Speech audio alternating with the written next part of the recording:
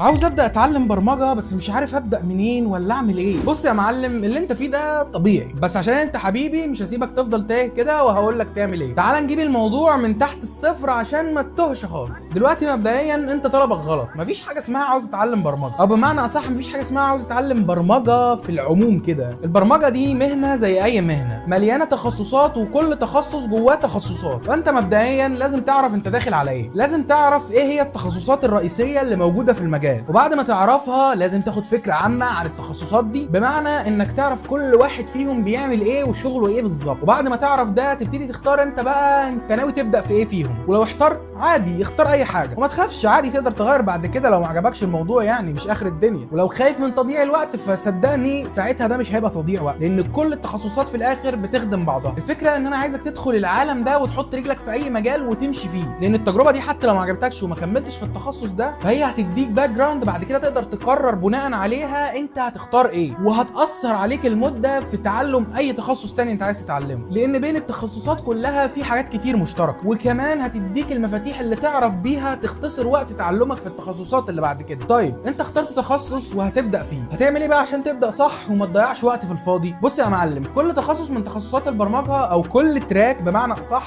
له حاجة اسمها رود ماب، خارطة طريق. اظن واضح من اسمها هي ايه. باختصار الرود ماب دي هي خريطة بتوضح لك انت المفروض تتعلم ايه عشان تبقى محترف في التخصص اللي انت بدأت، بتاخدك حرفيا من نقطة الصفر لحد ما تبقى محترف، عن طريق انها بتشاور لك على الادوات ولغات البرمجة والكورسات والمناهج اللي المفروض تتعلمها عشان تتعلم التخصص ده. طب تلاقيها فين الرود ماب دي؟ سرش بقى يا معلم، سرش. وبما انك ناوي تبقى بروجرامر فلازم تبقى عامل حسابك انك هتسرش اكتر ما تشتغل عموما، فسرش، اسأل شات جي بي تي او دور في يوتيوب وهتلاقي مصادر كتير تديك رود مابس كتيرة. بس لازم تكون عارف ان الرود ماب دي مش حاجة نازلة من السماء، انت هتلاقي رود مابس كتير لنفس المجال ومختلفين عن بعض، ومفيش ولا واحده فيهم غلط، كلهم صح مادام بيوصلوك لنفس الهدف في الاخر. الفكره كلها من الرود ماب ان هي حاجه مجمعه لك الحاجات اللي هتتعلمها ومشاوره لك عليها وبس، فانت كده يا صاحبي عرفت هتعمل ايه. مش ناقص بس غير انك تبدا، بس خد بالك انت فايتك اهم حاجه، انت لحد دلوقتي ما تعرفش ان كان معاك عراقي من مصر، والسلام.